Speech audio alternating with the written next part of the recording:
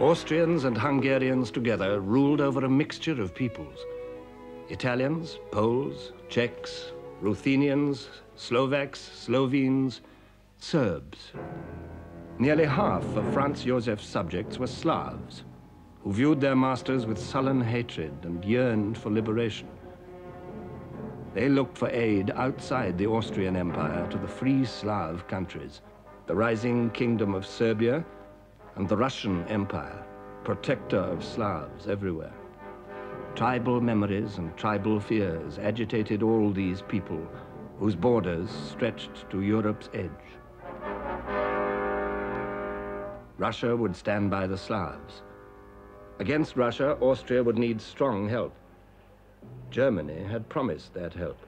Whatever comes from the Vienna Foreign Office is a command from me. Yet there were those in Germany who felt misgivings. In 1914, the German ambassador in Vienna said, "I constantly wonder whether it really pays to bind ourselves too tightly to this phantasm of a state that is cracking in all directions." But the Austro-German alliance was a fact, leading to inescapable conclusions. In 1914, the Kaiser noted, "As a soldier, I have no doubt, on the basis of information reaching me, that Russia is systematically preparing for war against us. And I frame my policy on that assumption." The Balkans, where the Slav lands lay between the scowling frontiers of three crumbling empires, were their point of impact. In 1908, Austria, with outdated ambitions, annexed the Slav territories of Bosnia and Herzegovina on the borders of Serbia. Russia, still weak after defeat by Japan in 1905, let that pass. Then in 1912, the small Balkan kingdoms joined together to inflict a crushing defeat on the Turkish Empire. But they quarreled among themselves. Out of the Balkan Wars of 1912 and 1913, Serbia emerged as the strongest of the Balkan states, an inspiration for all Slavs.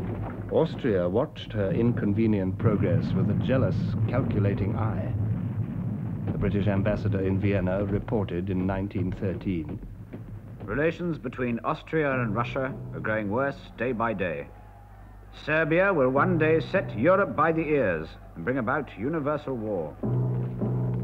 The French president, Poincaré, came to a similar conclusion. Whatever be the issue, small or great, which may arise in the future between Russia and Germany, it will not pass by like the last. It will be war. In Austria, the issue was clear. The Austrian chief of staff, Konrad von Hotzendorf, said openly, "We must crush this viper, Serbia." By 1914, Europeans had learned to live with fear, and fear is the midwife of war. On Sunday, June the 28th, Europe entered upon her final, fatal crisis. The Archduke Franz Ferdinand, heir to the Austrian throne, and his wife were visiting Sarajevo, capital of the recently annexed province of Bosnia. From Serbia, just across the border, a group of Slav terrorists had also come to Sarajevo, pledged to kill Franz Ferdinand. As the Archduke and his wife took their departure, one of these terrorists, a Slav schoolboy called Gavrilo Princip, fired 2 pistol shots. They hit Franz Ferdinand and his wife. A quarter of an hour later, both were dead. The peace of Europe died with them.